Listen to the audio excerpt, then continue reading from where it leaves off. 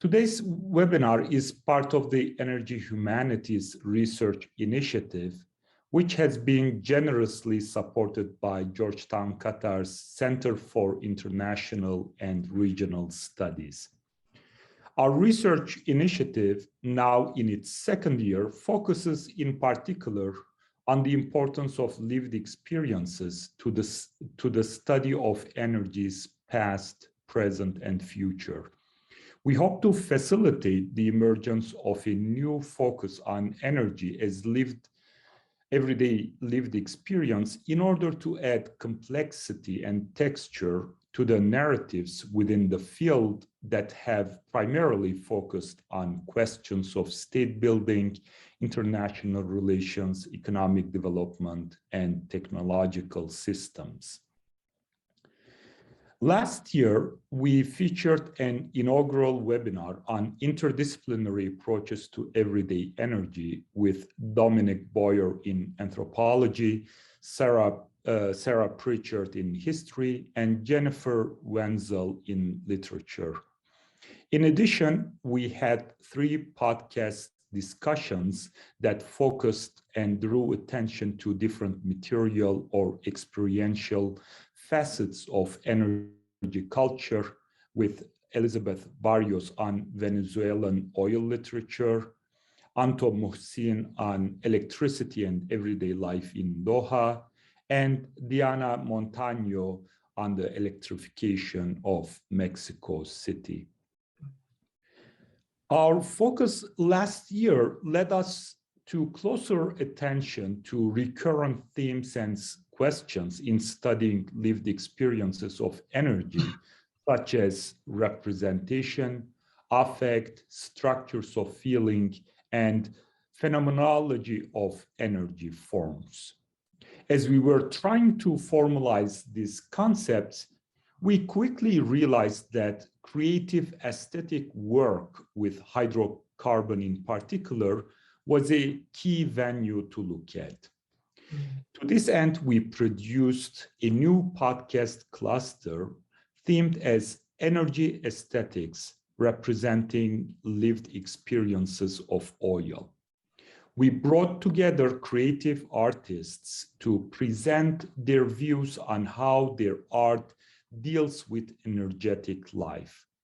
We spoke with Venezuelan poet and scholar Santiago Acosta on abstract kinetic petroart, and with Nigerian artist, photographer, and writer Victor Iheka Menor about his installation, The Wealth of Nations, and hopefully pretty soon with Iranian graphic artist Amin Roshan on his silk screen printing work with crude oil.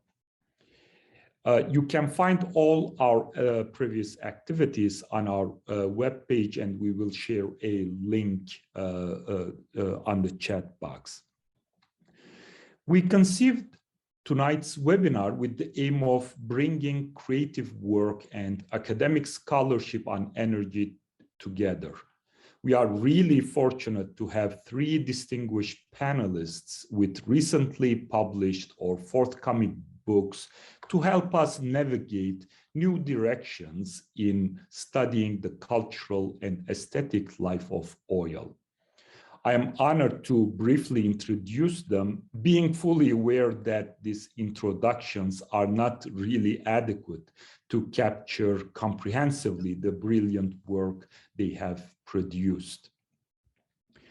Our first speaker, Kajitan Iheka, is Associate Professor of English at Yale University.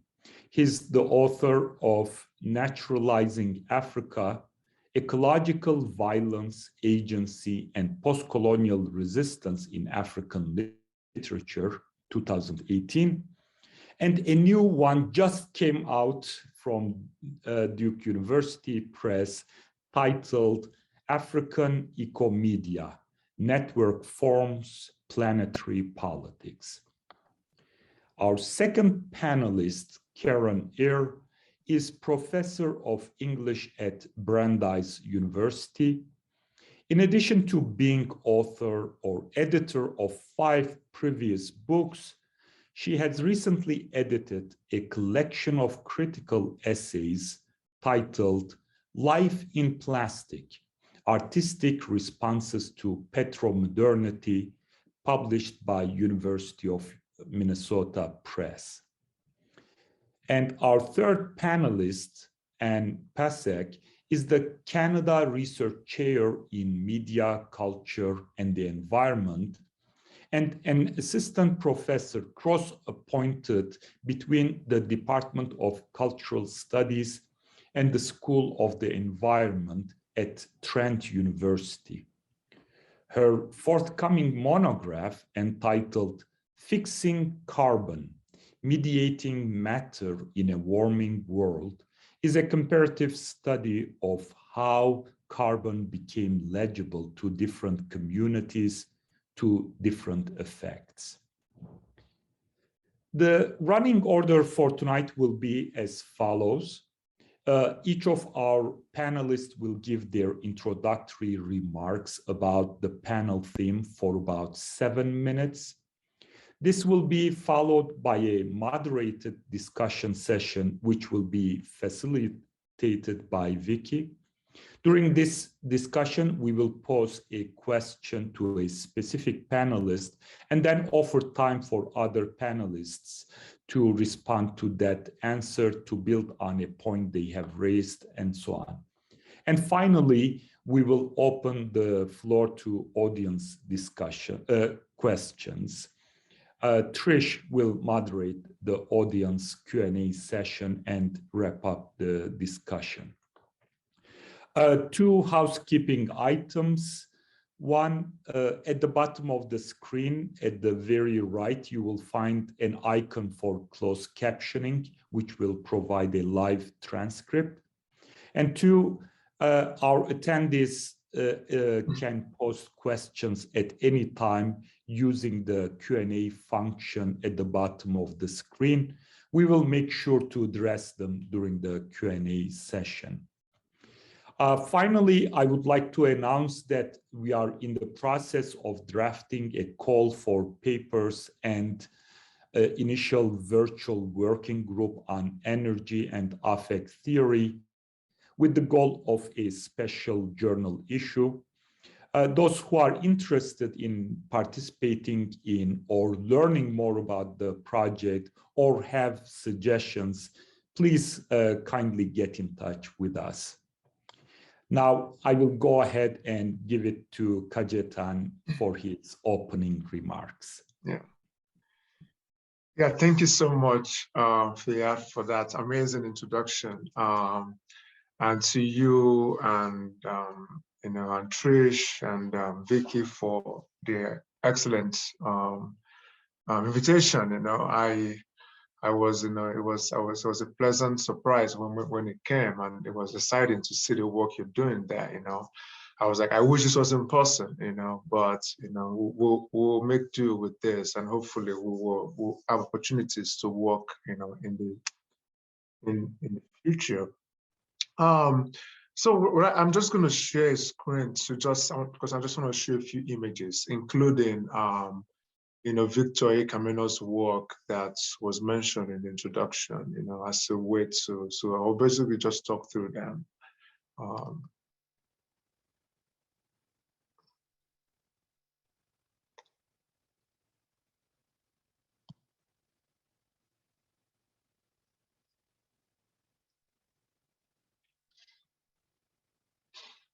Yeah, so I just want to talk through the notion of oil afterlives, in the Niger Delta, and more broadly. And one of the things that struck me as I worked on my new book that just came out, African Ecomedia, is really the way that oil,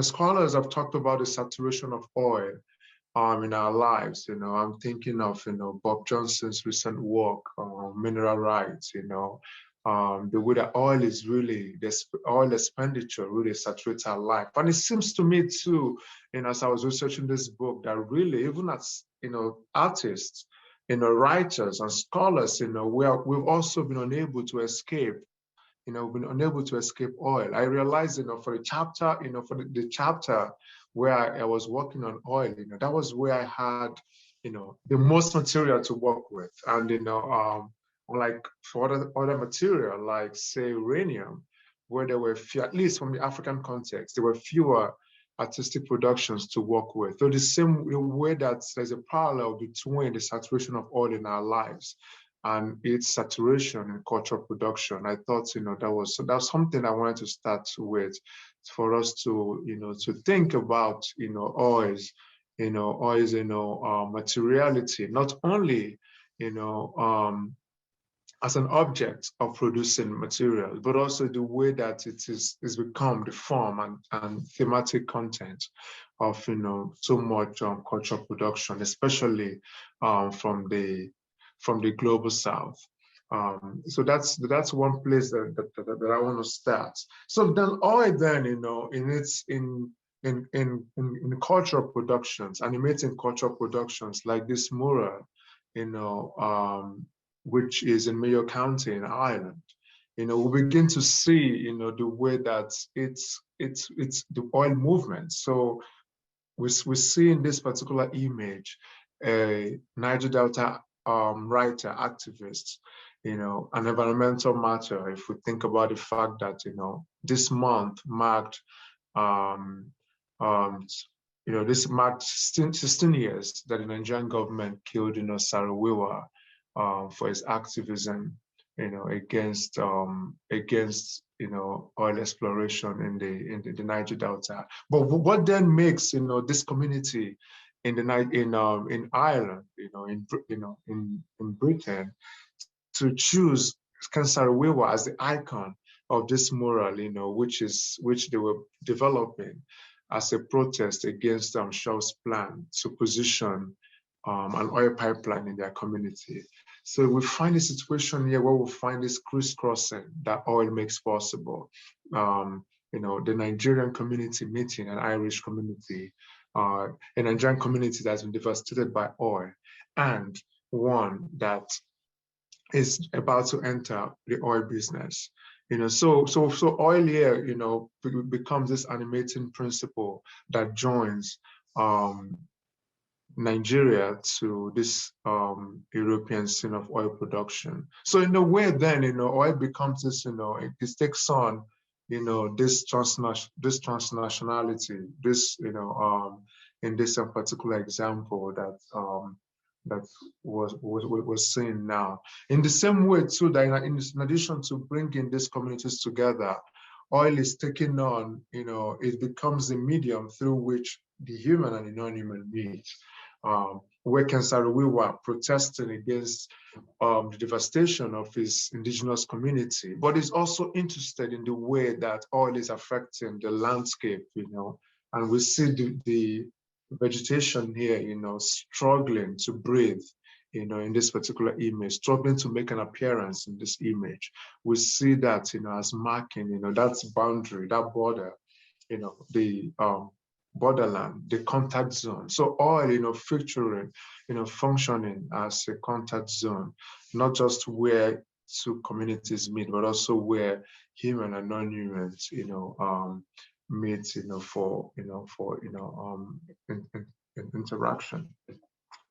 Then, of course, there's a question of oil infrastructure itself, the way that media has come to deal with oil infrastructure itself, and as we look at the future of oil, one of the things that have been interesting to me at the moment is, what happens in places like Niger Delta, what happens to this oil infrastructure as we move from, as we move to renewables, as we move to non-fossil, fuel, the insightful work that have been done in environmental humanities from Rob Nixon and others, have shown us more clearly, of the durability of oil, and I'm thinking of, Caren's new work on plastic, for example, the way that they outlive, the way the long-lasting, durée of this material And so, what then, what do we do with this, the archive, this archival infrastructure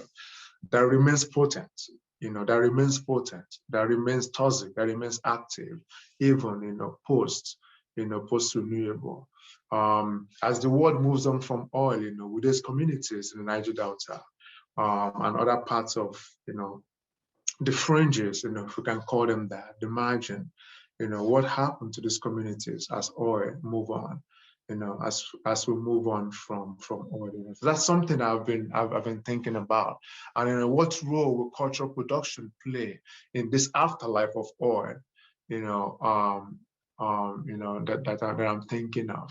But again, there's a sense in which, they even, I think one of the things you have to think about ultimately then is to hold on to this notion of afterlife and interrogate it when it comes to oil, when it comes to plastic, to what extent, what does this after? And that's something I've started to think, what does after mean? What does after mean? Within the context of the continuous radiation of oil, even when we've moved on from it, even when we've moved on from these communities. I'm thinking of Kensaruwa's community, Ogoniland, where, after his execution, Shell left the area, and it was said that, oil production have stopped, but did oil production really stop, after Shell left, with, the continuous spill from the pipelines, the corrosion of the pipelines, and what that means for contaminating the earth, contaminating the water in this environment. So the notion of after is something that I've been thinking about more recently. I was contacted by an artist, working in Nigeria in the Niger Delta, who is using pipelines, discarded pipelines in the Niger Delta to produce art. And that's something that I was, so he just reached out, I've been sending my work, to talk about, the process of producing that work with me. And it struck me that, this is the moment where, he's working, he's showing me in pictures of working with this, material with his hands blackened from oil, from those, and I'm thinking about the kind of entanglement, the kind of transcorporeality that is happening in that moment of artistic production, where he is, is immersed in oil, so to speak, and what does that mean, for him, but also for the communities that have been immersed in oil over time, before these pipelines were discarded, and he's using them, for his artistic production. Then the other thing then to think about for me, so beyond thinking of oil as this contact zone, beyond think of its afterlives, when we've moved on, is to think of the way that it's,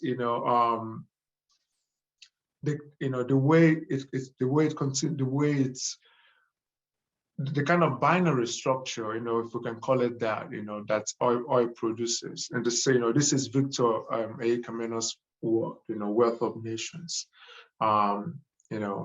which he first exhibited in 2015 in Indonesia, at this biennial. And it's interesting to me that the way that this resonates, the way that the situation in the Niger Delta, which is the context of Victor's work, the way it resonated, with, this history of violence, energy violence in that community as well. In the same way that the Nigerian context works with the Irish example that I started with at the beginning. But the other thing too that is interesting here is the way that, the pleasure, the way that spectacle, the way that pleasure becomes the kind of animating impulse here.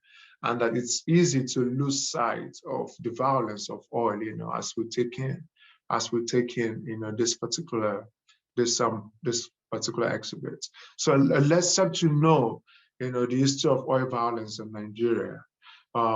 Except that, these drums also serve as, they've also been used by the Nigerian state in the 1990s, they were used for, the extrajudicial execution that was happening in the country then, when many people were lined up, when protesters, so-called protesters were lined up, tied to drums like this, and executed for their protest against the Nigerian state.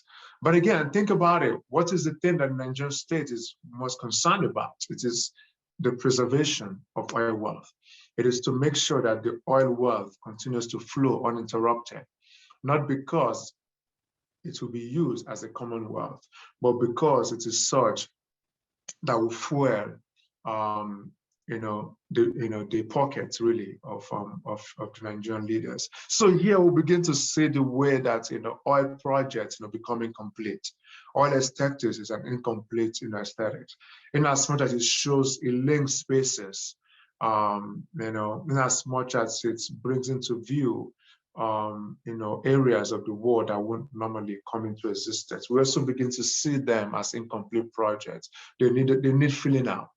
They need contextualization. They need historicization. So the cultural life of oil itself is incomplete, I think, when we speak about representation. So that what we'll find here then, is ways that images, text, and other forms of cultural production, the way that with oil, there is always something that exceeds the grasp of the representation before us. So that oil always needs, always needs a supplement, in as much as it's a fundamental aspect of our lives. So yeah, that's where I would stop. I'm hoping I will be able to flesh out things when we get to the conversation proper. Thank you. Thanks so much for those remarks, Cajetan. Caren, please take it away. Once I'm gonna stop sharing here. Yes, because I want to share something. So, okay. All right. Thank you. I'm going to share the slides that I've prepared too. And these are basically slides just to give you a little bit more concrete sense of some of the contributions to this collection that Firat mentioned that just came out, Life in Plastic.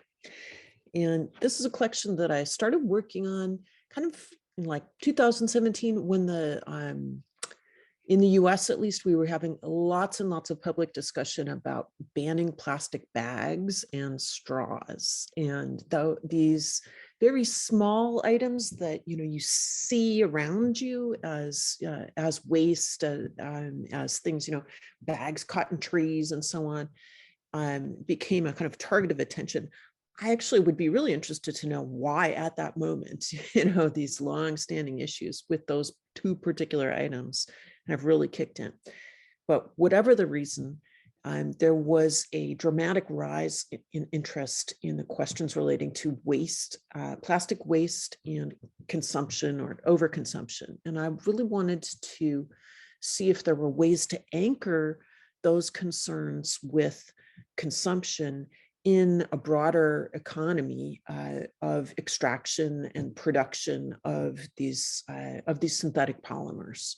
So, in other words, could we attach, the visible parts of everyday life that take the form of, single-use, cheap, often kind of colorful and supposedly super hygienic plastics, to the dirty economy, much more widespread, underground, and at a distance from the everyday lives of most American consumers. So that was the kind of question that I started with. And then I invited, of course, a group of the smartest people that I could think of on this topic, and got great and interesting essays that had to do with the ways that plastic is reckoned with in contemporary sculpture, in comics, in eco-poetry, in the realist novel, in science fiction, in a little bit, I have a piece on film and a chapter on vinyl and the LP, and how music culture kind of is dependent on a plastic substructure. And one of the things that emerged from this group of essays that kind of surprised me, I guess I should show you the cover of and the table of contents for my book. Here, one of the things that really surprised me was how many of the essays that people were writing really hinged on the question of the human body, from the organs of perception to the interior, to the life cycle from birth to death, and a kind of unearthly afterlives, to use Cajetan's word. So many of these things that people were writing about kind of touched on this question of whether we have the same human body in an environment that's saturated by plastics. Definitely, there are also people attending to these questions that I thought would be everybody's question, which is, how is plastic the face of the petro economy? But I was really interested in this other theme, in the sensorium, and the massive anxieties about the transformations to the human body that occur when the petro economy kind of takes this form in our everyday lives. And I guess just as a parenthesis, I want to say that I'm, well aware that only about 9% of the oil and natural gas extractions produce plastics, are used to produce plastics. But there's a lot of interest. There's been a lot of interest in forecasting whether those numbers will change. In the US, most of our plastic comes from natural gas, but I think that varies in different parts of the world. But everywhere around the world, the predictions are that there's going to be a massive and continuing escalation of the amount of plastic produced. And if projections about shifting towards renewable energy sources for things like heating and transportation continue, that means that the portion of fossil fuels that are used to produce plastics is highly likely to expand. I read an article earlier that was in Forbes magazine predicting that as much as 45% of fossil fuel production will be used to produce plastics by 2040. So these projections, you never really know, but I think the general trend of an increasing portion of the petroeconomy taking the shape of plastics is a good takeaway there. So let me just give you a little flavor of what the contributors did for this collection, and I've chosen one from each piece. So Jane Kuntz from University of Southern Maine wrote a terrific piece about the Body Worlds exhibit. More than 50 million people have seen this exhibit. It's traveled around the world, and it's comprised of these actual human bodies that were either donated or scavenged for these exhibits, and then preserved using this special process that the kind of main force between the exhibit, Gunther von Hagen, refers to as plastination, essentially injecting existing organs and musculature and so on with polymers that fix the body in these various poses. And in principle, according to the organizers of these exhibits, they're supposed to be educational and kind of teach you about the glory and the beauty of the interior of the human body, and promote healthy practices, because like they'll show you lungs darkened by smoke and compare those to healthy lungs and so on. But you're not looking at a healthy human body, you're looking at a plastic version of a human body. And there is something very unearthly about this way of preserving and ripping off the skin to create the spectacle of a body that has outlasted its subject in various ways. And Jane's essay beautifully unpacks the centrality of plastic to this medicalized understanding of bodies, as well as a culture of spectacle on which it relies. And that's, I think, just fascinating. In the second section, that's more to do with petrocapitalisms. Chris Brew has a really interesting essay about Richard Powers's novel Gain, and the relationship between cancer clusters and illness, and the kind of corporate production of oil-derived pesticides and cleaning products, and so on. And Brew develops this interesting concept of the petrochemical unconscious, kind of riffing off of other versions of the unconscious, especially Frederick Jameson's political unconscious. And what he's interested in is, again, that relationship between what we can see and immediately experience, in this case, the experience of illness, and the underlying economy and organization of our material life that allows that experience to emerge. So petrochemicals and their corporate use and circulation, and sort of seepage into our everyday environment is the dynamic that Brew articulates. And he has an interesting way of, if I may say, refining the concept of the, sorry, bad puns, refining the concept of the unconscious to suggest that it's a version of like the non-conscious. It's not that we can't be aware of these elements of our life, it's that we actively repress them in order to sustain something like an endurable private life. And I think that's a really interesting dynamic I'd love to talk more about. So from after death to illness, we move in Margaret Ronda's interesting essay on ecopoetics into birth. She has a beautiful reading of Craig Santos Perez's The Age of Plastic, a poem in which the poet is meditating on his daughter's birth and the presence of, plastic medical care equipment right there from, the very first seconds of her life. She's wrapped in plastic and touched and so on. These are her first sensory experiences, outside of the womb. And I think that's a really chilling kind of idea. And he's both excited by and disturbed by, the role of plastics in the birth process, and kind of confronts, the tenderness of the newborn's skin with this kind of solidity and artificiality of the medical equipment.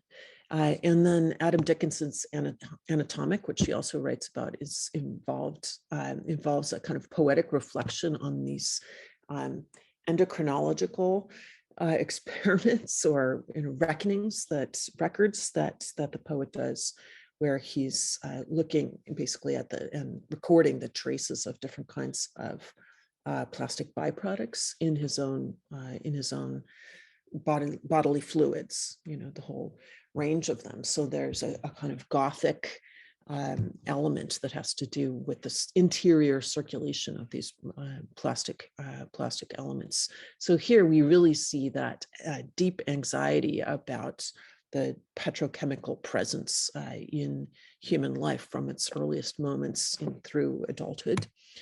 And finally, the last section of the book is about, is there such thing as a post-plastic future? If let's say that every single ban on plastic was 100% effective and people complied with it entirely, we stopped producing plastics, and we're still living with, all of the tons and tons of plastic that's already been produced, and that's, clogs up the oceans and, circulates in our water, in our skin, in our food systems, and so on. What do these futures look like where you have these remainders? And Lisa Swanstrom has a lovely essay um, where she's interested in thinking about the role that plastic has played just in shaping visions of the future at all, and then kind of turns that into questions about these newer or more recent petrochemical anxieties.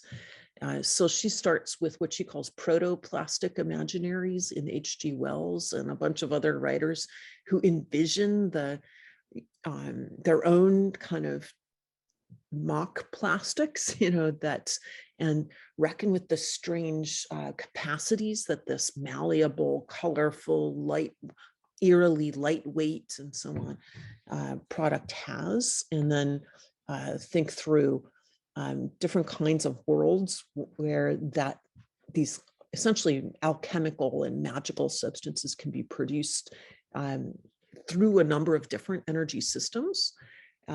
So they're kind of excited by, in this early 20th century kind of utopian sensibility, the thrills of the benefits of plastic as the face of the petroeconomy.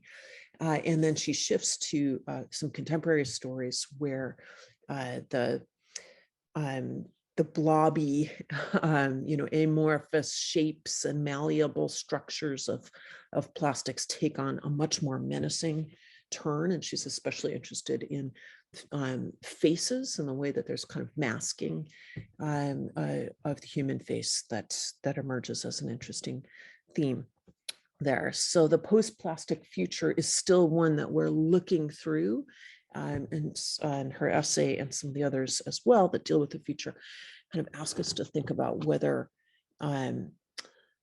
it's even feasible to imagine a post-plastic future because of the enormous number of years, centuries, millennia that it takes to degrade the plastic that's already been created. There may, in fact, only be a continuity, of plastics. Again, even if we banned them immediately, switched 100% to other kinds of energy systems, or completely shifted over to bioplastics made from corn or whatever else. So I guess the big takeaway from the collection as a whole, which moves in all kinds of other directions in addition to those that I've outlined, is that I think it might be a good idea for environmental humanities to maybe let go of a figure that certainly has been really important in American literary history, which is that figure of Leo Marx's Machine in the Garden, where it's the disruption of the train into the forest that is the kind of signal for the problem, that we're facing. The train, of course, is coal and it's big iron and it's industrialism, and all those are, of course, ongoing crucial issues, as is the forest and deforestation.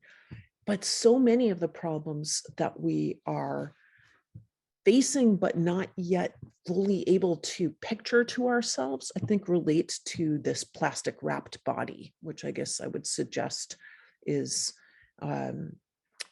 as good as a figure, as useful a figure, as compelling a figure as the Machine in the Garden. Maybe even more specifically, like plastic wrapped meat, that unearthly experience of peeling back the plastic so you can extract your food from it and do whatever it is you're going to do, chop it and cook it and put it inside your own body. That, I think, is a kind of nutshell figure for the face of environmental problems that we're facing, that we experience today. It's eerie, it's common, it's anxiety producing. It shifts us away from something like the sublimity of the Machine in the Garden towards what Xian Ngai calls, the stuplimity, the aesthetic of repetition, almost tedium, and eerie avant-gardeness, at the same time. And I think, so I guess that's the takeaway that I have, is that the plastic wrapped meat as a figure for our environmental condition can anchor us in the petroeconomy and release a bunch of new aesthetic projects that allow us to mediate our environment in a way that wakes up our senses and wakes up our ethical and political imaginaries. So, thanks. Thank you, Caren. This is really fascinating. And I think what I hear in the first two opening remarks is a common term is corporeal entanglements, but we'll have further discussions about that. Now, finally, Anne, who will close out the first round of the panel, please. All right. Hi, everyone. I'm going to try and be quick so we have lots of time for your discussion. I will get my slides in order.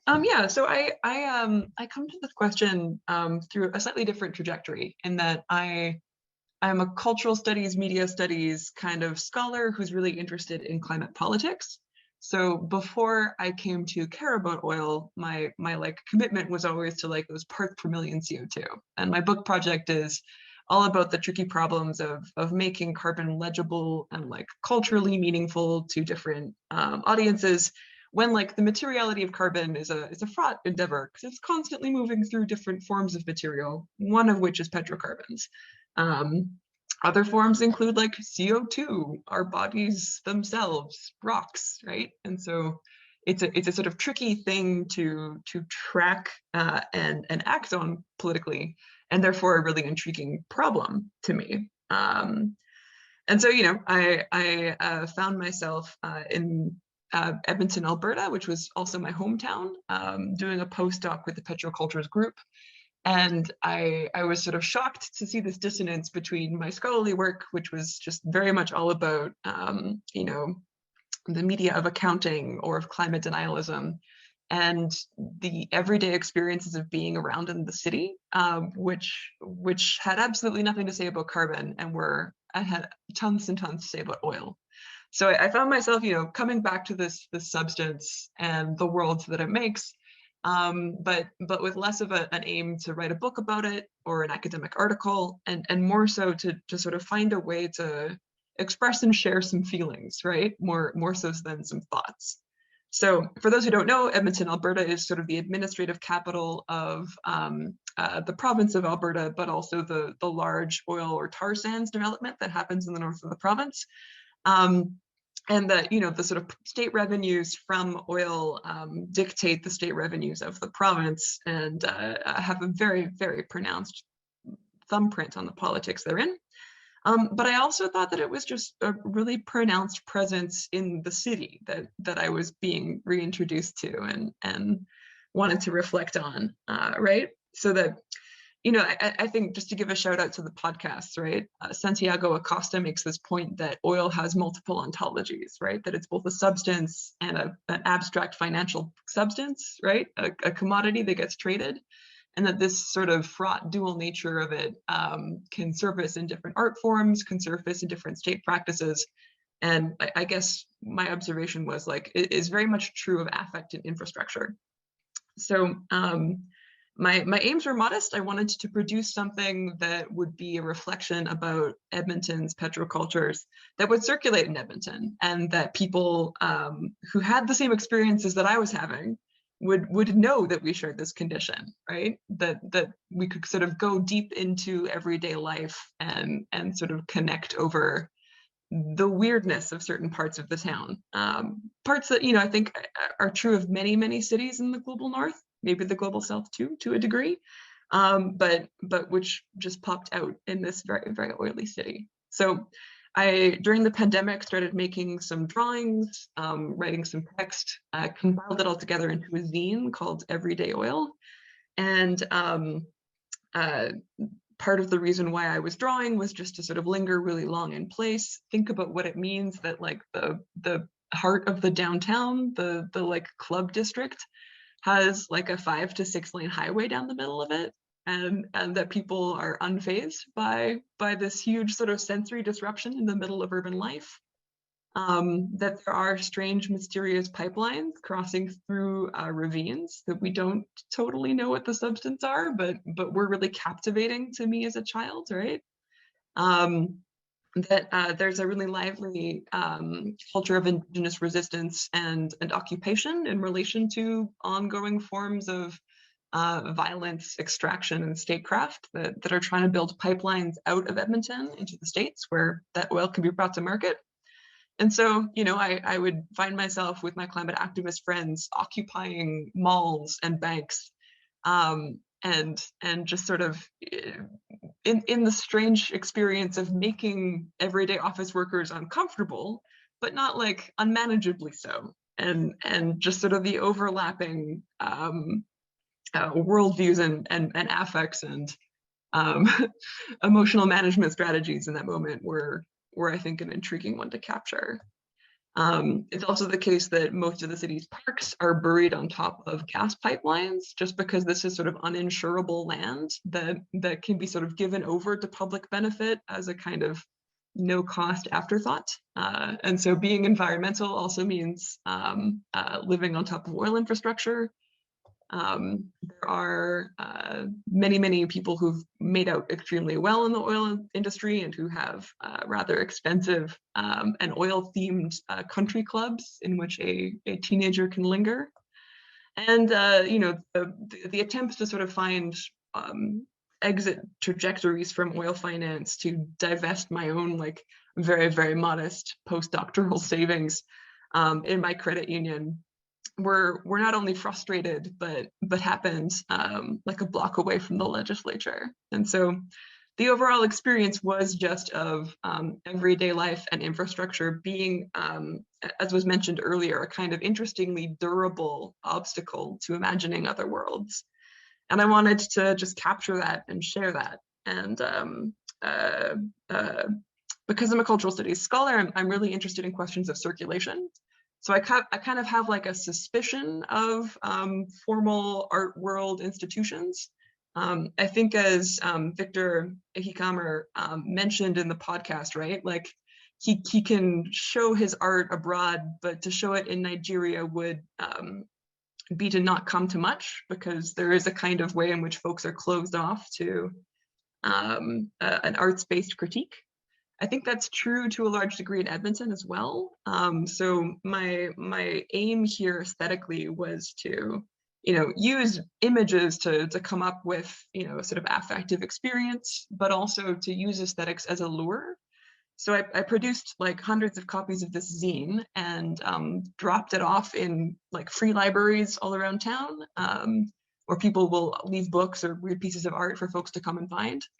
And then I also did what I've been calling a reverse snowball sample. So I have a little brother who works in the gas industry, and I gave him a bunch of copies to divide to his friends, and then told them to give out further copies that way. So I'm you know, interested in trying to think about modes of thinking and sharing and circulating ideas, these reflections, right, to sort of build up a common recognition that we all have these weird moments of encounter with oil infrastructures, but that, you know, academic texts and art institutions may not always be the best way to do it. So it's been an experiment and an interesting one at that. It's been published in the journal Heliotrope, so it has this sort of afterlife, circulating as an academic research creation product, but the more immediate goal was just to get this out into the world and see what happens. And then I'll just quickly add that this is shifting energy gears, right? But the sort of spirit of practice-based inquiry has lived on in my participation in a project called Solar Protocol. So I've, with a couple of collaborators, joined a network of very micro solar internet servers, which are sort of networked across the world. And that we've published a zine on what it might mean to make solar powered media, why you might want to do so, and what could come of it. And this has involved, you know, building some technical skills, but also just having a practice where every day I check to make sure my battery is appropriately charged and that I have a kind of interesting effective attachment to my little solar system based on this practice of care, which folks in like the critical making community have talked a lot about.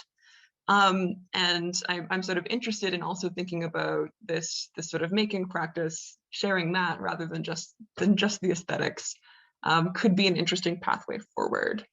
So there's much to say about solar-powered internet stuff and the aesthetics that obtains to like low-power intermittent energy systems as an interesting way of thinking forward to a future that might look a little more retro than Chrome. And also this larger aspirations in the project to build up a global network of solar-powered servers, because there's always sun somewhere. So if we can build our technology based around those logics of intermittency, but also constancy, we might end up somewhere really interesting. But I will not dig too deep into that, and I will instead be excited to hear your questions and thoughts. Thank you so much to all of our speakers for those really stimulating opening remarks. Now we are going to move into the moderated discussion, and I am handing over things to my colleague, Vicky. Yeah, thanks, Firat, and thanks to all of you for the comments so far. As Firat mentioned way back at the beginning, I'm going to direct the questions to each of you in turn to sort of take a first stab at, but I'm hoping that you'll take the opportunity to respond to each other as well, because as has already become clear, these are themes that really unite all of your work. So I'll go ahead and start with Cajetan, because your work, as the title of your recent book suggests, gives us this really useful theorization of ecomedia. And you say, or you argue that ecomedia forms approach the lived experience of energy by, quote, encouraging the cultivation of an ecological ethics that entails alertness to others and to the world.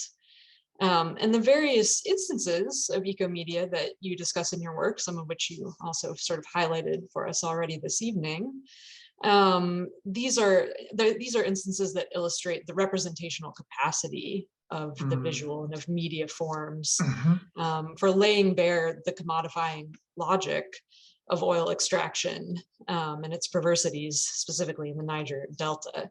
But we wanted to ask you if you can speak a little bit about the limits of that representational capacity. Right. Are there moments where representation fails?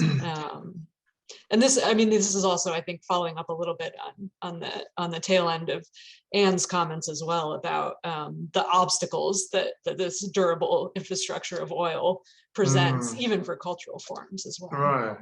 Right. Yeah. Thank you so much for that, Vicky. You know, as Anne was concluding, as she talked about distributing, this, beautiful Zen actually to our brothers, colleagues, I was just thinking, wow, it would be interesting to go back and bring these guys together and have a conversation about what they're seeing and what they're thinking, and and see how that, to what extent it tracks with, Anne's intention. But that's by the way, one of the things that I think about in terms of representational limits, last night as I was listening to Victor's, the podcast with Victor, and I was talking about the image with Olobiri, the tub with the water, in his installation, and it was talking beautifully about the way that, so there's Olobiri in water, and then the oil spilling into that, and now it took 48 hours for oil to obliterate, the water, but also the image, the cancellation, if you want to use that, the disappearance of Olobiri, which is this community in Nigeria where oil was first discovered in the 1950s. So that, for me, I think, it becomes a paradigmatic case of of the limit of representation, because what do we see then when we find when we encounter the image of when oil has saturated the water, an obliterated olobiri. Do we have a complete image, or if we see it earlier on when olobiri and oil is still intact, you know, in that water? So for me, so representation, you know, it's really that more, you know, it's in this moment like that when, you know, when the temporality of artistic production, you know, becomes unable to hold at once, you know, the multiple significations that is made possible with, you know, the oil, so the water and olobiri intact, and then, you know, the next, you know, what happens 48 hours later when oil has, you know, has overtaken everything. You know, especially now when this image circulates on the internet. When I see the image with olobiri intact, you know, I don't know what else has happened. I don't know the kind of obliteration that has happened, you know, that would happen if I let oil drip into that water, into the water gradually. So I think we find, you know, we see that there is a problem of temporality there that is compounded by circulation. The fact that we're not all live witnesses in Indonesia when this was happening, or in Poland, you know, when this where the work was recreated. So the problem of circulation that is bound with temporality, I think, is one of the problems of oil. The other thing about representation, representational limits, and I talk a little bit about this in my new book, is the way in which, you know, sometimes, you know, the problem of, you know, part of the problem of oil is the way that the kind of image it invites.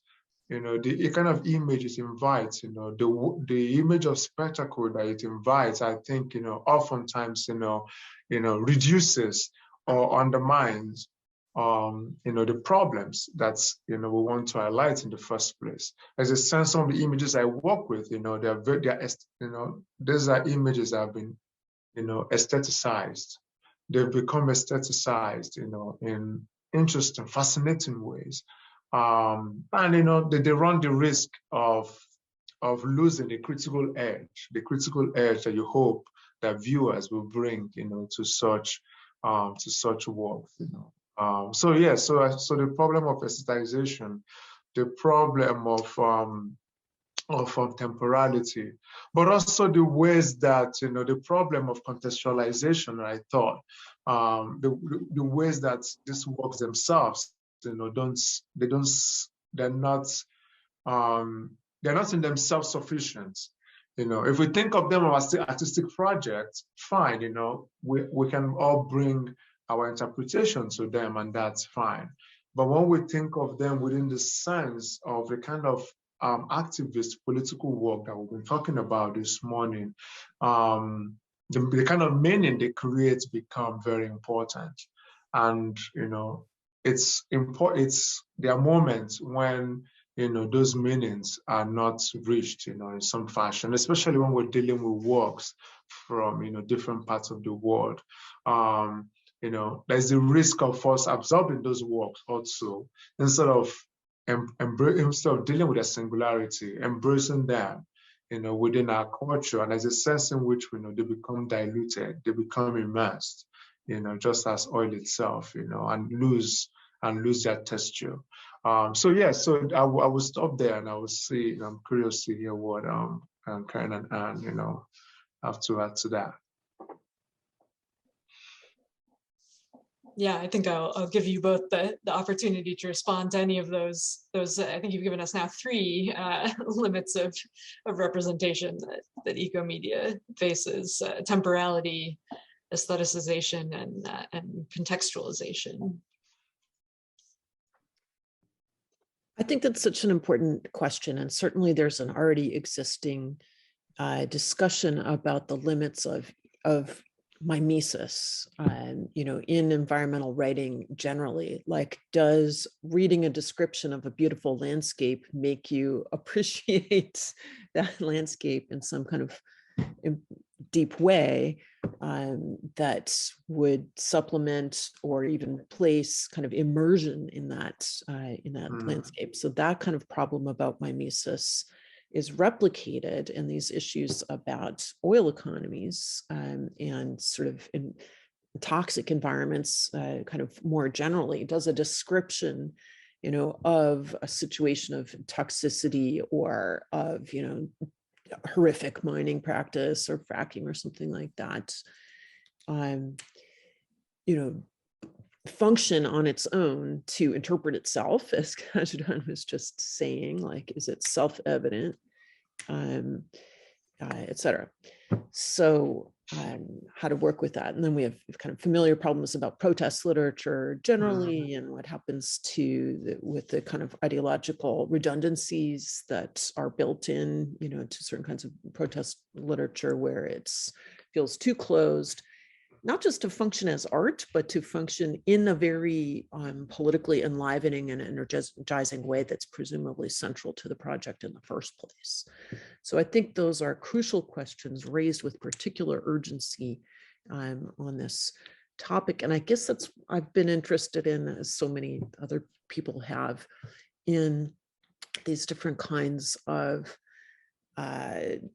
ironic, skeptical, horror-driven kind of cheeseball,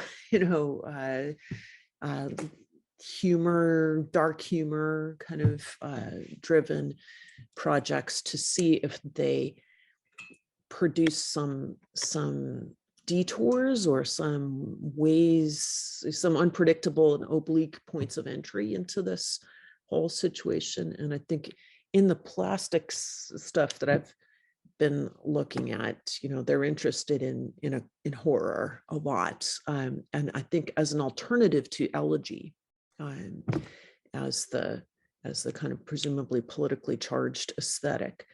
The difficulty, though, is, I think, more general, and there's interesting things can happen there, but I think the general difficulty for petro aesthetics is that we can picture, if you the infrastructure, the refinery, the pipeline, the gas station or whatever, but the substance itself is difficult, to envision. Maybe sometimes you have like the sheen, on a black surface, as on that cover image for Richard Powers' Gains that I showed you a few minutes ago. But like capital, oil is difficult to see. You see its effects, and you see the commodities produced from it, the kind of intentionally produced commercialized versions. You see the mediations, but not the substance in circulation itself. And the flip side, so that's for the problem with representing toxicities relating to petroeconomies, has that kind of familiar problem of kind of critiques of capitalism, literature and critiques of capitalism, or arts and critique of capitalism. But also on the utopian end, right? If the utopia for many people working on energy issues is keep it in the ground, right? Then your most utopian image is either the sun, which is kind of burns your eyeballs, or like the undisturbed ground, right? So again, you're not seeing it, by definition. It reminds me, and then I'll stop, of that, the effect that Antonioni gives in Blow Up, right? Where at the end of the film, there's this famous scene where he's like showing, it's an imaginary tennis match and the camera is just kind of moving back and forth, but there's no ball. You're actually just looking at the court, but the preceding narrative has trained you to be interested in the drama of just looking at that empty court, right?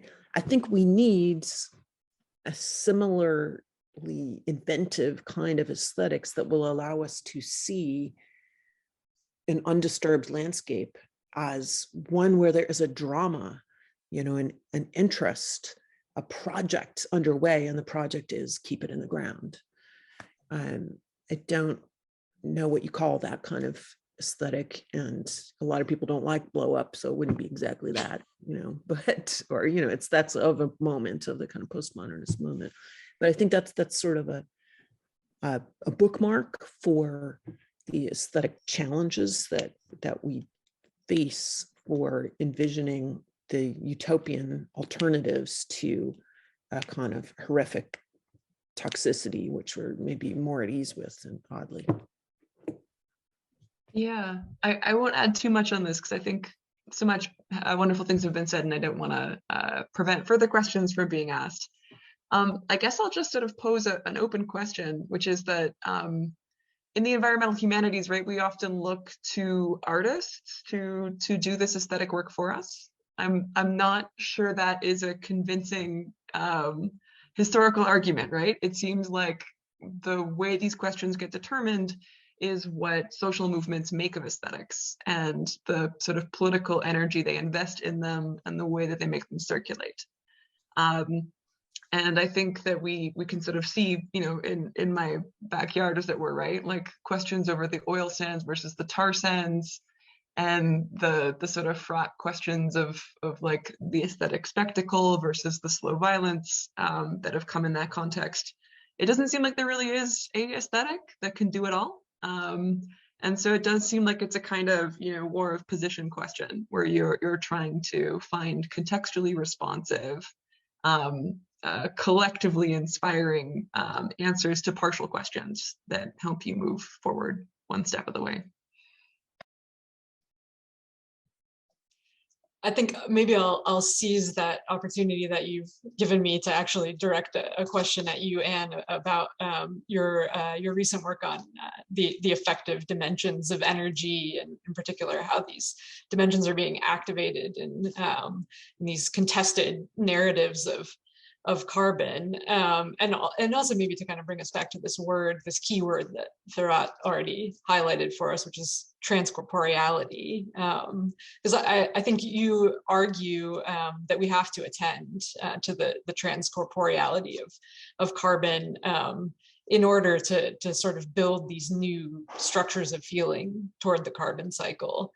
And in your recent essay in Environmental Humanities, which I think Trish already linked us in the chat, if anyone's interested, you argue, I think pretty convincingly, that climate denialists have already recognized and made use of this embodied transcorporeal logic, albeit in this kind of dishearteningly familiar appeal to racial and gendered stories about whose bodily experience gets to count. So we might, and I think your comments are already pointing us in this direction, we might want to kind of view the realities of climate change as a kind of settled fact, and turn to artists and cultural practitioners to sort of convey that fact to people. But you're pointing out to us that the carbon cycle is already at the center of these multiple contested narratives. So I'm just wondering if you want to say anything more about this, about contesting the story of carbon. What new openings do we see when we combine effective and narrative work with our structural critique? Yeah. So to sort of give a little more context about that article. So the article, which is also going to be a book chapter, is about how this one particular strain of climate denialism, I call them carbon vitalists, argue that because we exhale carbon dioxide out of our bodies, and our bodies are in part made of carbon, as are the bodies of plants and animals and the whole ecosystem, and plants like carbon dioxide is good, and that we should therefore burn as much oil as possible to enrich the atmosphere with carbon dioxide to serve the cause of life in cosmic terms, right? And it's an argument that borrows from a lot of like ecosystem connection, interdependence aesthetics, as well as really embodied ways of knowing the world. In this case, knowing it quite incorrectly, right? And the bodies that are sort of centered in these arguments are all almost exclusively white men and their families. And the argument brought to bear is that, if you call industrial pollution pollution, carbon dioxide, then you're sort of saying that our bodies are polluting, and that really violates some deeply held racial scripts, and we will therefore reject your proposition. And I think it's worthwhile to go to these uncomfortable case studies, right, where we see a lot of the tools of feminist, anti-racist science studies or epistemologies or aesthetics more broadly being picked up and used by our enemies. Because it reminds us that our tools aren't like a priori a political good, right? There are ways of appealing to embodied knowledge that are quite harmful and racist, and have succeeded in delaying climate action in really substantive federal scales. But so that's the bad news. The good news to me, though, is that you can kind of look at how these aesthetics are being mobilized and like cry theft, right? And that there's something encouraging about the fact that these extremely politically reactionary white guys do want to have a caring relationship for an ecosystem, right? And they do want to recognize that bodies can produce knowledge and that we should, like legitimate that. And so the sort of opening that to me suggests is that the goal is to kind of look through the stew of climate denialism, give a hard no to all of the racist, sexist stuff at its core, but to sort of see lingering, in the chaff, there are parts that could be mobilized to some other political project, right? Like I think the way forward here is to sort of demobilize these movements and redirect those energies towards other projects that fulfill similar affective needs. So I'm interested in thinking about what a future of carbon removal might look like if we are, offering scripts and like actual jobs, like forms of action, political and economic, that people can take that do position them in that caring role, whether that is, getting oil workers to work on carbon removal pipelines, or getting rural folks to do soil sequestration for carbon dioxide, right? It seems like they're in like the darkest of grim political toxins. We can see these sort of ways through, and they're not a guarantee, right? I think that how one picks up that potential is going to look very different in many different contexts, and probably won't succeed in every case. But it may be useful to include that in the portfolio of climate politics, because we don't want a world where we are just sort of deepening our commitment and engagement with our in-groups, while allowing those who have been politically polarized to continue to be more intensely against us. So I think that's kind of a one possible outcome of combining aesthetic, affective, and structural analytics, in that you can sort of see these new tactical directions for climate strategy. Yeah, it's really fascinating. I was sort of blown away by the idea that the logic of transcorporeality and embodied affect is something that sort of unites voices from across the political spectrum in this context. I guess I'll give the opportunity to our other two panelists to respond before I redirect us again here.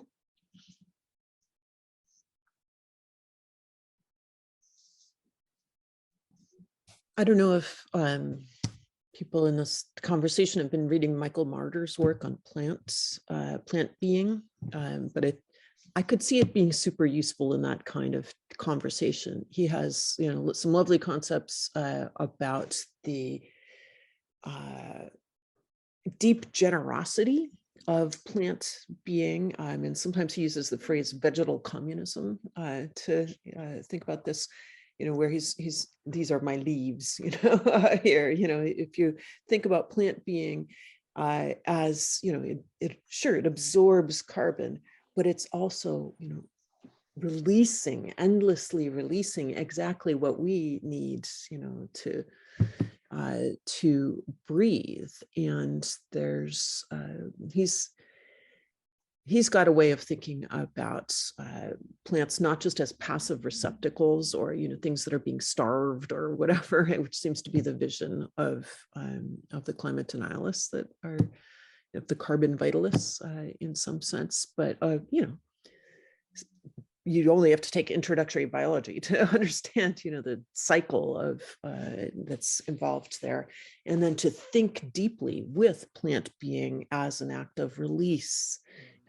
Is, I think, would be an interesting way to build knowledge rather than just shut down, which is surely, if we're not skilled sketch artists or aren't engaged directly in art practice, then certainly producing knowledge and producing pedagogy is a skill set that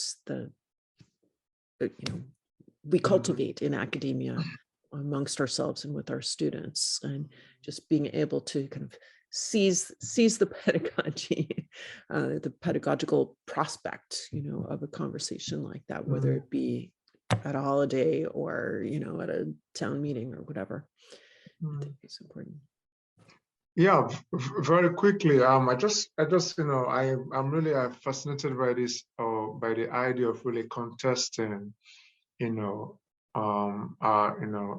the logic of carbon and producing knowledge around it. What I wanted to add to the amazing comments that have already been made is to think about, when we think about transcorporeality, what kind of bodies are we involving in this connection? I think this becomes especially important, when we think about the global climate movement and the kind of voices and the bodies that get emphasized. I think that's crucial. I'm thinking about in the pandemic when when there was I think it was at Davos when the youth, there were these youth climate activists, there was a photo of them, and then this Ugandan young activist Vanessa Nakate was cropped out of the photo that the Associated Press eventually published. That I think we find in that particular moment, this example, there's the connection being made by these young people at that moment, the kind of knowledge mixing that would produce new epistemology is being undermined, when certain voices or certain images are removed from the conversation. So I think this has to be part of this knowledge building, making sure that the future global climate activism movement, to make sure that voices, it's not just African voices, it is indigenous voices, but those other voices have a place, and not just as tokens, but their worldview, their ways of seeing the world, they can be part of these new narratives, of new stories, new politics, new knowledge of carbon that we will produce. Yeah, just wanted to add that real quick. Yeah, thank you all for those comments. I think I'll just go ahead and ask one more moderated question, because I know we want to save some time for the questions we've got in the chat as well. But I thought maybe I could direct a final question to Caren to help us think about futurity a little bit, since this term afterlives has also been sort of circulating through your comments. And it was definitely something that I noticed that connected a number of the essays in Life in Plastic, which is plasticity's almost kind of paradoxical construction of futurity. Plasticity is this kind of toxic form on the one hand that's threatening the future of life on the planet, and on the other hand it's a metaphor for survival. It's the thing that allows your body to survive after death in these amazing and terrifying exhibits in the Body Worlds exhibition. And this, I think this is a theme that also emerges particularly strongly in Margaret Ronda's work on eco-poetics as well. And in the introduction, you write about the plastic utopianism of 20th century thinkers such as Sergei Eisenstein and Roland Barthes. And then you point out that this is a feeling that has kind of faded in the ecological crises of our own century. So I thought I would just ask if you could speak about how plastic or petrochemicals more generally shape our ability to imagine future worlds. Sure. Well, definitely waste is always a question about the future, whether it be a spill, an oil spill, or, you know, the Great Pacific Garbage Patch and all that stuff, because it's about what's persisting, you know, what's ineradicable, or what's going to have, you know, force us to envision a really long-term time scale of biodegradableness or non-biodegradableness, et cetera. So there are futures of that sort that are extrapolations or continuations or durations in some sense. But there's that utopian futurity that you mentioned at the a minute ago is, I think, while it's not central to the way that we necessarily think about plastic right now, it's still present. And I think the key to that utopian aspect of plastics and the many other forms of kind of commodity production in particular that are associated with you know, the 20th century boom in the economy. I'm trying to think of trying to remember Ernest Mandel's phrase, but anyway, like the economy is released by the combustion engine, essentially pre-computer economies. You know, the utopianism there has to do with, wow, look what we can make. We can make, you know, new textures, new colors, new experiences, you know, in the world. It's a kind of radically and arrogantly humanist utopianism, you know, associated with those things. And while it was, you know, like the Sorcerer's Apprentice kind of went crazy and got out of hand, it is nonetheless, I think, something that you can read as in a positive valence as well. Because if you can invent and make and circulate, you know, throughout the world in a period of, you know, 50 years, this entirely new substance, you know, that changes the geologic record, that introduces, you know, plastic-glomerates where there were none before, then you can do other things as well, right? There is a kind of capacity, human capacity to invent, you know, that plastic is an effect of and a sign of. And I think there are ways to kind of read that utopianism, which is kind of out of fashion, I guess I would say, you know, into that, out of that substance as well, and kind of recall the force of our own technical abilities and so on. And, you know, just like, you know, there's a utopian face, I think, to like the pandemic, although of course it brought us lots of new plastic waste in the form of masks and gloves and et cetera, et cetera. But, you know, part of the utopian face is you realize like, oh yeah, all of these systems can change, some of them like on a dime. You can change transport systems. You can change the principles of, you know, that govern public life. You can change, you know, the ways that you encounter each other, or that you organize your leisure, or, you know, that you organize your work experience and so on.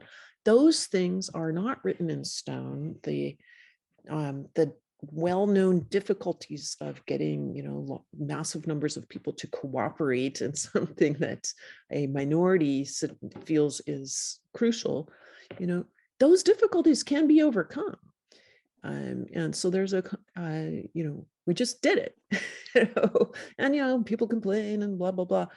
It's not without strife, but there's a utopian aspect to our capacity to alter the world. There's a utopian aspect to anthropogenic changes in that sense. So I think that's something also that plastic kind of contains as an option, is a kind of knowledge about malleability, the continuing malleability of social practice. on a global scale. So I guess I would want to think about that, include that repertoire of ideas in any conversation about futurity.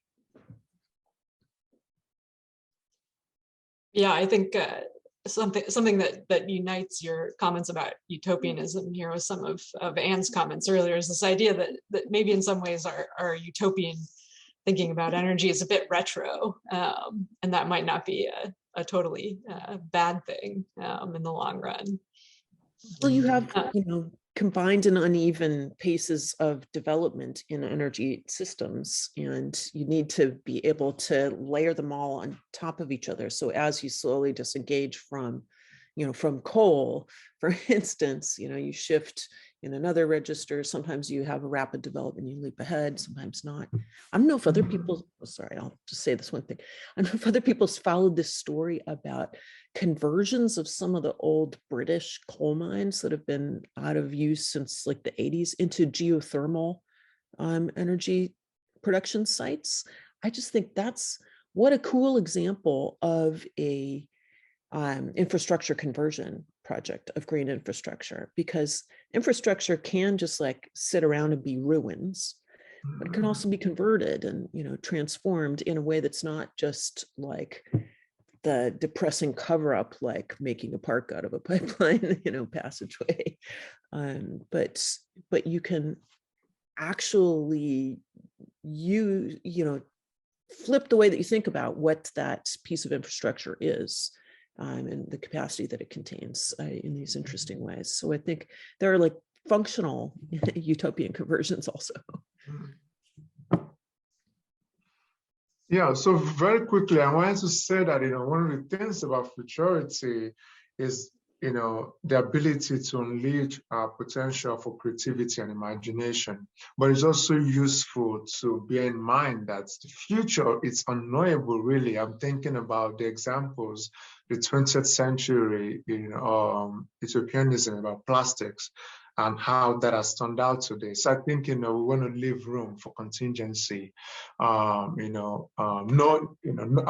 that we would never really know, or we'll never fully know, what the future would look like. But that is not an excuse then not to try. But it's important for us to keep that in view, to imagine our ecological future. Yeah.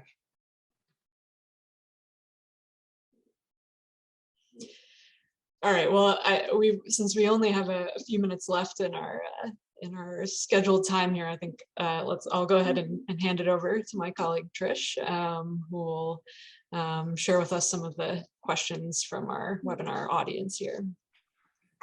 Thank you so much, and thanks to everyone for a really fascinating conversation. In some ways, we sort of presaged Peter Martin's question here in the comments about the future. And so since we've just discussed that a bit, I'm going to move on. We have two other sets of questions. And so one, I think, relates to, sort of the metaphors that we're using to thinking about the relationship between oil and plastics. And that's about sort of not just sort of being wrapped around the body, but also seeping into the body, right? Bringing back particular kinds of toxicity.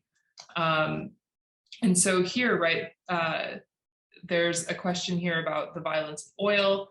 And whether we could discuss the direct localized health implications of oil extraction.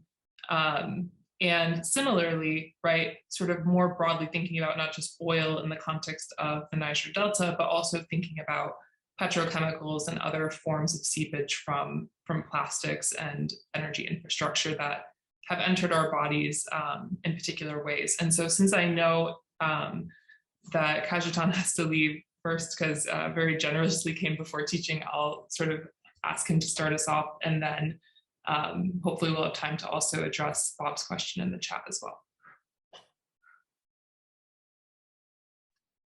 Yeah, thank you so much for that. Yeah, in the Niger Delta, which is the region where I've worked, I think they have different kind of projects imagined to think about the impact of oil. You have the more direct, you have someone there's a project, Curse of the Black Gold, by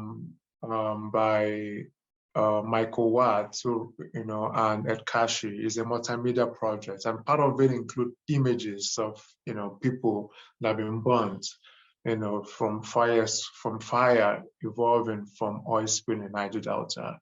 So you have that. There's some oral projects to the Niger Delta, talking about the impact of oil on women, on fertility, for example, on fertility, on cancer. But part of the challenge, of such projects is also that the oil company and their promoters, they find a way of trying to sold out, trying to ask us, have we really proven that this is a direct cause, that oil is the direct cause of this? There are problems in the Nigerian environment that's responsible for some of these problems. Yes, so the short answer is yes, there are different forms of projects in different genres trying to capture. But there's a problem of representation too, for the women, for the people suffering from cancer, which often takes time to detect, places like Niger Delta, in Nigeria more broadly. And even when they do, until toward the terminal stage, it's not really visible on the body. So that problem of representation we're talking about earlier becomes an issue. But the one fire, the victims of fireborne, that's the most dominant trope of representation of oil issues in the Niger Delta. Yeah.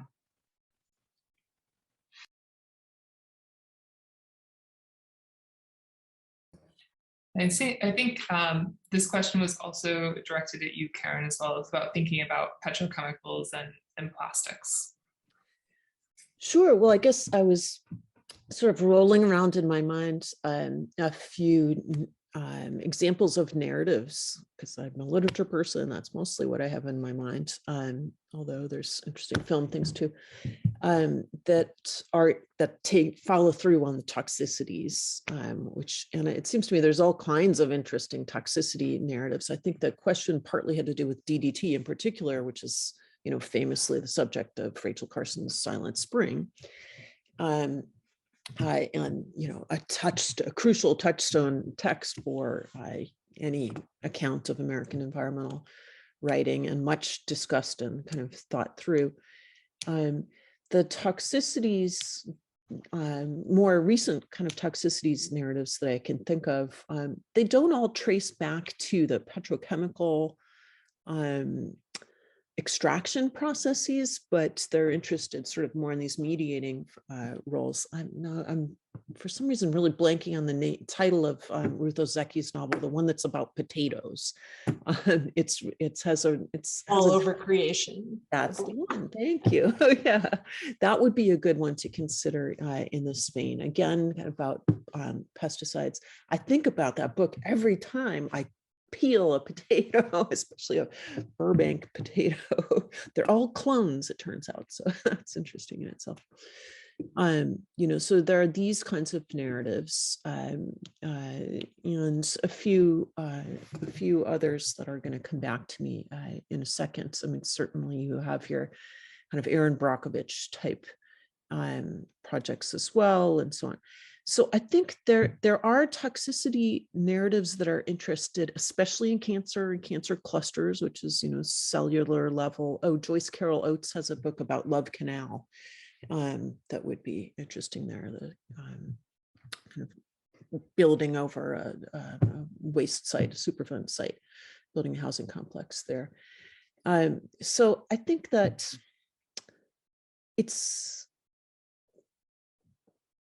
there's scholarship about illness and the role of the ill body. Heather Hauser's book on environmental illness is really good on this subject. And I think ways in which we have like the toxic infused human body, not the monstrous one, like there were all of these concerns about kind of nuclear monstrosity, monster babies, in the wake of 3 Mile Island and so on, but of the kind of tragically damaged, body that created by the exposure to toxicities. Todd Haynes is Safe, the film Safe is also a good one of relating to the kind of psychological breakdown that comes with constantly envisioning, your own future intoxication. So there's lots of great resources to work with, and if that's the questioner's interest, fantastic. I think there's a lot of take up. What I'm interested in is why we don't have a kind of coming together of all of these different micro level or local toxicities into a big picture account of their genesis. That seems like it's been harder to produce. So even if you think about Superfund sites, like these state-funded, federal-funded projects to renovate areas that were completely poisoned and become unusable, often through corporate pollution and seepage of oil-related and other chemicals that don't belong in the earth. The sites are all separate. They're all treated as separate entities. And I think what we need is a mapping and an interconnectivity of those sites, a kind of narrative that allows them to be pulled together into a common story. So that any project that can do that, I agree, would be really valuable. So I'm going to give Anne a second to come back in just a second, but I just wanted to note that Cajetan had to leave to go to teach, but we'll go ahead and sort of wrap ourselves up here, but I just wanted to explain why he suddenly disappeared from the webinar. And I, of course, now will sort of hand the floor over to you, and then maybe as a final way of wrap up, we'll come back to Bob Johnson's question here about sort of threading the needle in particular pieces of works of art or pieces of literature that you think do that. Yeah, so on the subject of toxics, I would venture that you'll find some interesting and different stuff if you look at the literature in science and technology studies. So books like Fractivism, Corporate Bodies and Chemical Bonds by Sarah Ann Wiley are really great. You could also look at Michelle Murphy's work, Max Liboiron.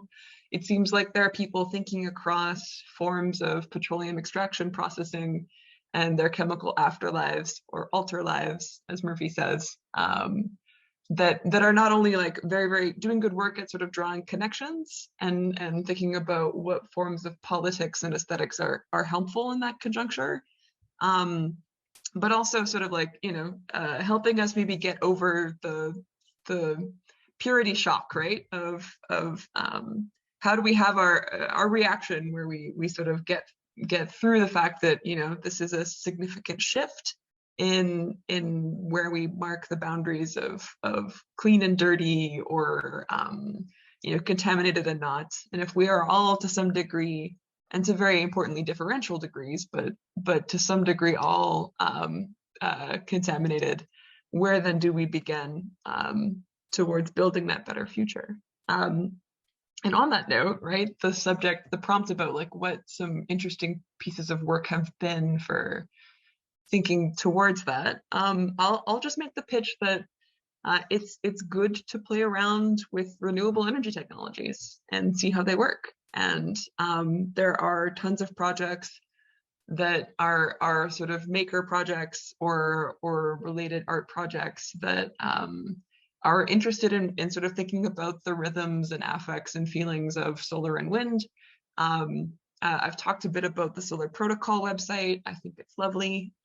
Branch Magazine is a publication that's put out by, I think, the Mozilla Foundation in part. And they do the fun thing of, they will serve you different aesthetics based on the carbon intensity of your local grid. And that's changes by the hour. So if you find yourself surfing the internet during peak energy demand time, you will get image descriptions. But if you come back, in my case in Ontario, during lighter periods where there's less gas peakers on the grid and it is more nuclear, solar, and wind, then I will get full images. And it just seems like there are ways of sort of joining together aesthetics, everyday life, and these cultural idioms to sort of prompt awareness to how energy moves through our worlds, our global ecosystems, and our day-to-day energy systems, as well as, like, you know, what kinds of aesthetics might be an appropriate opening for sort of living more deeply with different kinds of energy forms. And that, again, I keep coming back to aesthetics less as a sort of critical tool and more as a sort of activist lure, right? I think it's a way of bringing people into a project, making them excited to think new thoughts. And, you know, it could be in that kind of generative spirit rather than one purely of just, like, you know, aesthetic critique that we might embark on a new journey. So I'll leave it there. Thanks all for the rich discussion. And I'm so sorry that we have to sort of end it here. I do want to, if there are any colleagues listening, I really do encourage using the Making Energy Strange work in class. My students worked with Anne's work and actually tried to replicate it in their own lives to make energy strange. And it was an incredibly fun and productive exercise. So I'll just thank you again to Anne, Caren, and Cajetan, as well as to my colleagues, Vicky and Firat, and our colleagues here at CIRS. And thank you again all for joining us.